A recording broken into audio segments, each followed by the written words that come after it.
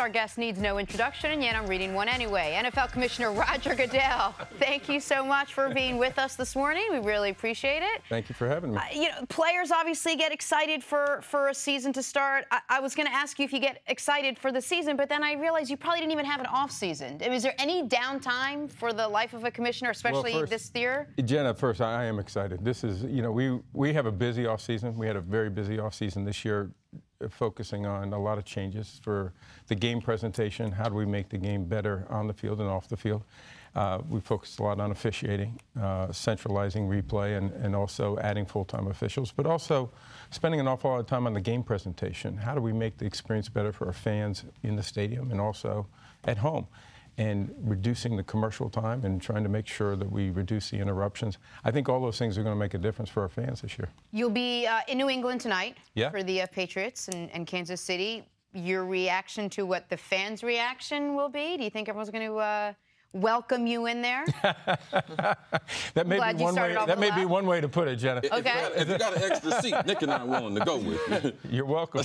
No, I'm excited about being there. Listen, I was up there all day yesterday. We spent the day in Boston. We have a lot of events going on. And, the fans are passionate and they're loyal. You expect that. Yeah. And you want that. You want that. And that's what's great about our game. And so Patriot fans are going to show that loyalty tonight, I'm sure.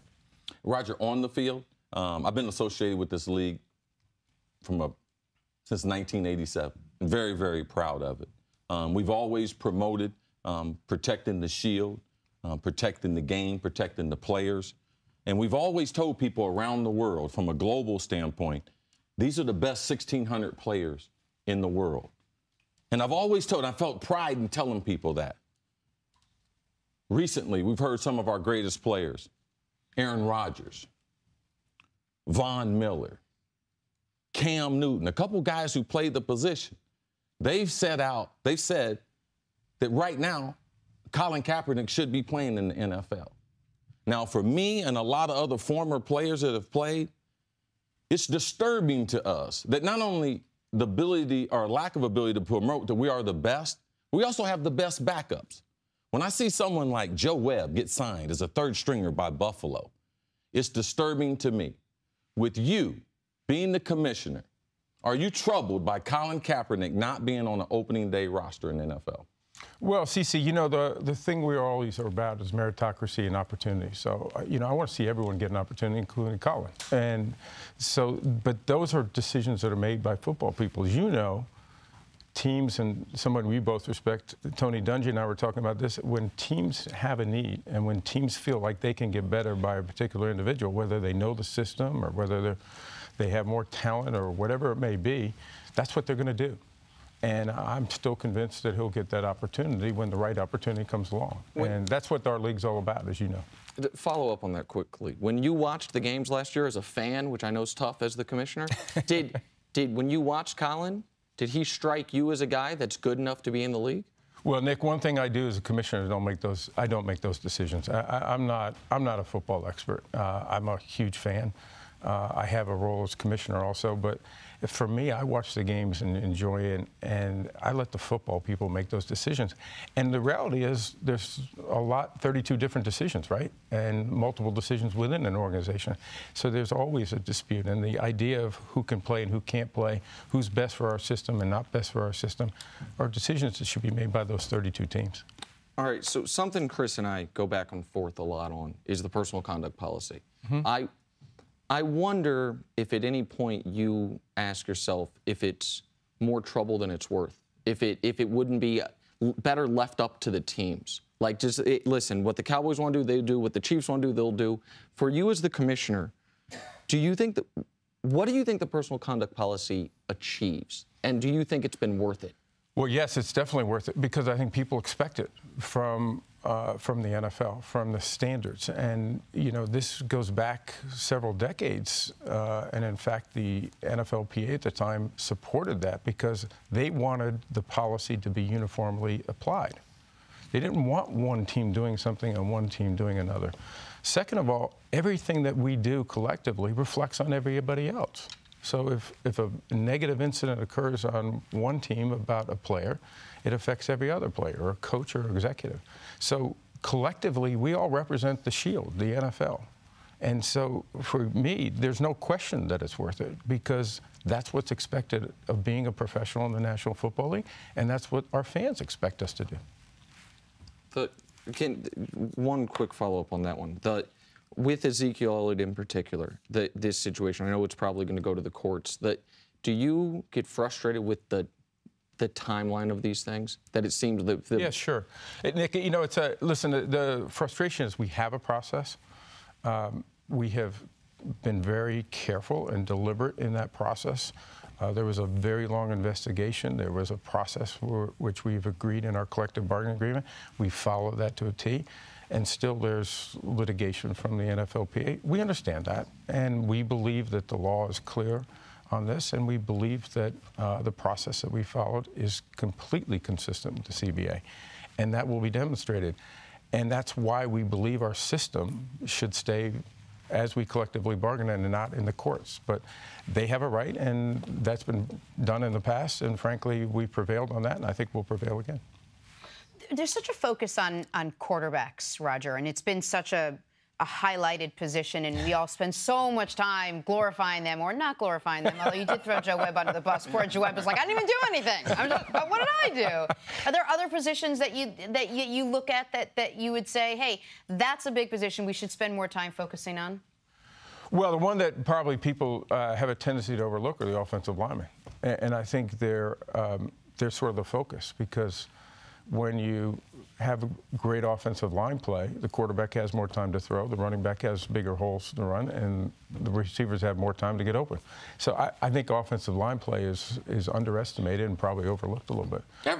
Every year we're making a number of changes with the game. Fans over the last 5 years have kind of adjusted their eye to the rules. Yeah. We haven't made too many rule changes in the last year compared to the previous 3 years. What changes are you looking forward to seeing implemented this season? Well, I think some of the things that I was mentioning up front about game presentation will be, you know, the fact that we're going to have clocks after a touchdown and after a point after a touchdown. I think that's going to speed the pace of the game up, which is something we were looking to do. And in fact, in all my conversations with the players in the offseason, that was really a very important point to them. They want to see the pace picked up and not interrupt the number of plays overall in the game. So I think that's a really positive change that we're pretty excited about. I think the centralizing of the replay and the full-time officials, we're going to learn a little bit more. We all want consistency. We want accuracy in our officiating. I think our guys are the best in the world, but we can always get better, and that's what we do. And so all of our changes are designed to improve the quality of what we're doing, whether it's the quality of the game on the field, whether it's the quality of the experience for our fans in the stadium and at home. We've mentioned the fact that, you know, we want to have less interruptions in our game. That's important for us, and it will make our game better for our fans. Depending on what the laws in this country, how they evolve, and depending on what the science says, how open are you to players, instead of using some of the painkillers that we see them using now, using marijuana as a pain substitute or as a way to possibly prolong their careers? Well, Nick, I think first, you know, you're making a lot of statements in there that I think have to be backed up by medical technology and medical science. And that's what we're relying on, is the medical experts to do that. We reached out to the NFLPA a couple of months ago and said, let's jointly do some research and some studies to see how can we better manage pain. How can we be using medical marijuana in some form? Are there other forms of that? So that's something that we're incredibly open to, and we've made changes, and we should continue to do that. But driven by medical science, that's the key for me. Roger, this morning we reported that Larry Fitzgerald was discussing, on a side note to some of his opposing D-backs, say, do me a favor, if you get a chance, don't hit me high, hit me low. I will play Other way. Oh, sorry. Hit me low, don't hit me high. Yeah. Hit me high, don't hit me. I screwed you up, Jenna. Sorry, as you were. As you were. You're the pro here. Every day, Roger. You're the pro Every here. day. My bad, as you were. I don't. I have no idea. We're 3 days in, and I'm already sweating. As you were, Jenna. Sorry about that. I'll just keep writing. That being said, and that's a great doodle, by the way. How does it land on you that these guys are trying to make, I know what you're trying to do is protect them and make it safer for them, and there are these side deals going on because they want to be out on the field every Sunday, and they know that they can be easier with a head injury than they can with a leg injury? Well, Jenna, you know, when we make these rule changes, we spend a lot of time talking to players about them, coaches, our competition committee. This isn't something that we just go in a closet and figure out. And so what we understand the risk of going low. We understand the risk of going high. That's why there's a big target area in between. And that's what our rules are focused on, is the target area in between. We don't want you to go low. We don't want you to go too high. And so there are risks on both levels. And that's something that we've discussed, and that's why the rules have focused it on a target area.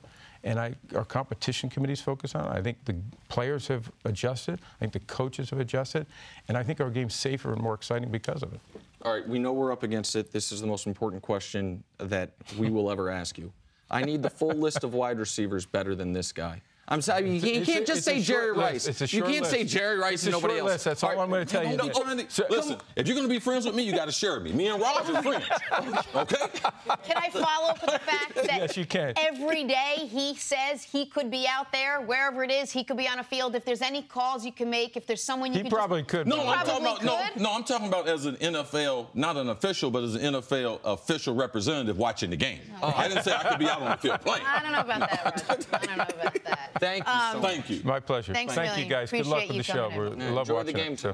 Thank you. Very excited. That was Commissioner Roger Goodell. Obviously, he knows that. Thanks for watching. Subscribe here to get the latest from the show. Also, be sure to check out more of the best clips from First Things First, or go watch a few segments from some of our other great shows on FS1.